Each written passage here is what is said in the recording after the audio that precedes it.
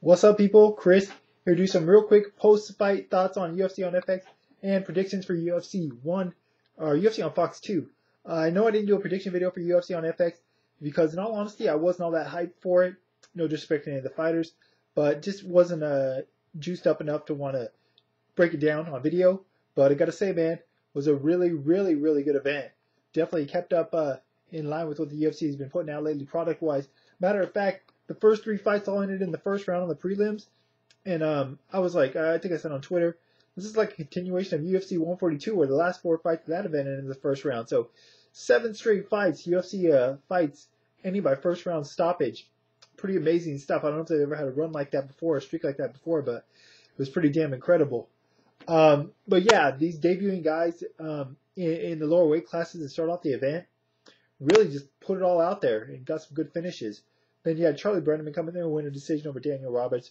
Not surprised that went the way it did. Kamal Shalers was upset by Khabib Nurmagomedov. Good win for Nurmagomedov in his UFC debut. And then Jorge Rivera gets a second round stoppage over Eric Schaefer in his final mixed martial arts fight. Great way for El Conquistador to end his career.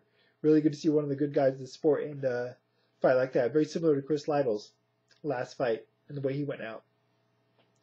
As for the televised portion of the card, Pat Barry gets a first round stoppage over Christian Morecraft. Showed some savvy submission defense, even though Christian Morecraft's submission attempts weren't the most high level. But either way, Pat Barry survives those and gets first round stoppage. So good win for him. Dana White, Joe Silva. Regardless of Mark Hunt wins this fight against Congo or not, please make Pat Barry versus Mark Hunt next. Please. Please do it for the fans. Do it for those guys. Sick fight. Mike Easton gets a majority decision win over Jared Papazian. Good fight. Good 3-round scrap.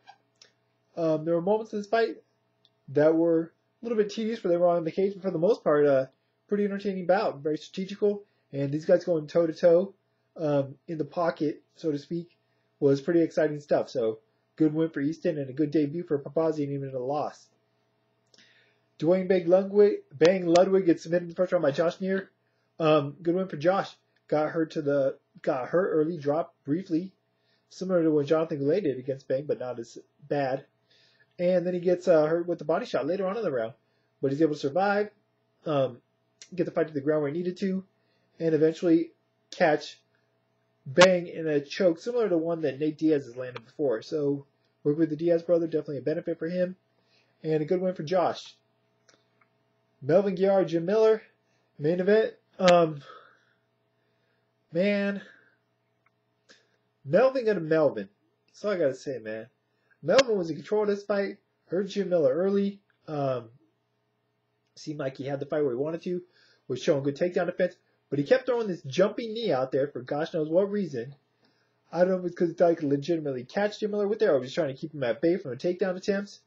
But even though he's in control, he throws this flying knee once again, this jumping knee. And he did catch Jim Miller with it, but just not flush.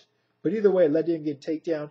And just over 30 seconds later, Melvin's getting tapped out from a rear naked choke. I don't know, man. It just sucks. I'm a fan of Melvin. He had this fight in his grasp, and he gave Jim Miller the opportunity that he needed, and Jim Miller gets a submission victory. So, good win for Jim Miller. All credit to him. Bad loss for Melvin. Bad loss. 2 losses in a row. Same way. I don't know. I don't think Melvin's ever going to reach that title shot opportunity, but I'm still a fan of his regardless. But yeah, really good event overall. Much better than expected. All right, UFC on Fox 2 predictions. Had a little bit of a shake-up, obviously, with Mark Williams getting injured. So instead of Damian Maia facing Michael Bisping, it's Damian Maia versus Chris Weidman. Credit to Chris Weidman for taking the fight on such short notice. Biggest fight of his career, toughest opponent of his career thus far. I got to favor Maia. It's because Weidman's taking on such short notice. Weidman is a wrestler. He's strong on the ground, and he's got a good grappling background. He's got some good grappling as well in the past. But it's going up against Maia.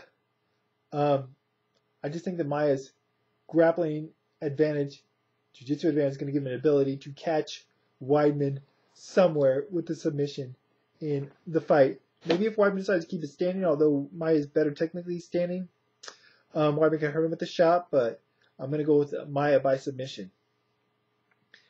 All right, co-main event of the night was originally going to be Michael Bisping versus Damian Maia, and then Chael Sonnen versus Mark Munoz. But of course, Munoz got hurt, so now we get the fight that I would rather see in the first place anyway, and I think a lot of fans would. Chael Sonnen against Michael Bisping. Both coming off one-sided wins. Chael over Brian Stan. Bisping over Jason Mayhem Miller. Got to give it up for Michael Bisping taking this fight. Definitely a different style in Chael Sonnen as opposed to Damian Maia. Sure, both guys thrive on the ground, but Maia doesn't have nearly the takedowns that Chael Sonnen does. And for that reason, I definitely got to favor Chael Sonnen. Even guys that have been training full camps for him, like Brian Stan, Nate Marquardt, Anderson Silva,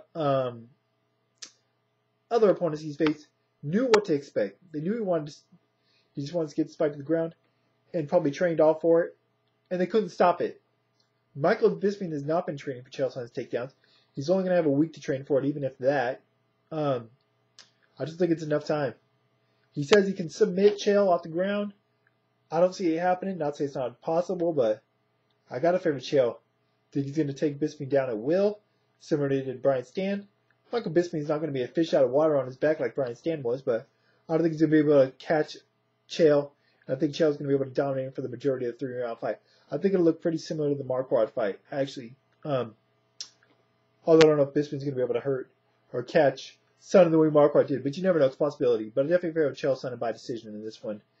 And hopefully, if he wins, he gets Anderson Silva next, but don't put any money on it. Definitely sounds like Chael is not believing that fight's ever going to happen. Main event of the night, Rashad Evans versus Phil Davis. Number one contenders bout, I guess, or, well, maybe not. But if Rashad wins, suppose he's finally going to get the shot at John Jones. Phil Davis wins, you never know. 5-round fight. Could play a factor into it. Rashad coming off the win over Tito Ortiz after finally getting back in the cage after being out forever. Phil Davis coming off a win over Little Nog back in March 2011, so yeah, he's been out for a while with injuries. As for this fight, I got to favor Rashad. Phil Davis is probably a better wrestler. He did better in college. I don't know if he's transitioning his wrestling that great to the cage octagon just yet, but I'm going to give him the edge in wrestling. But that's about it. Rashad's a better striker. I think Rashad's a little bit quicker. I think he hits harder. Obviously, he's a more well-rounded fighter at this stage of his career because he's had a lot more experience. Faced tougher opposition. He's been in main events before. He's been here. He knows what to do. Even if Phil gets him down, I don't think he'll be able to do enough damage to really hurt Rashad. And I don't think that Phil Davis is going to be able to take Rashad down continuously enough or hold him down for 5 rounds or for the majority of at least 3 rounds, which is what he would need to do to win this fight. I think Rashad will be able to maybe get some takedowns of his own, and when it's on the feet, I think he'll definitely get the better of it. I think he's a quicker fighter, works for kicks in there, get the better of it with the exchanges, with the punches. And I'm curious to see how Phil Davis can handle a big punch for Rashad to put one on him, because we haven't got to see that just yet.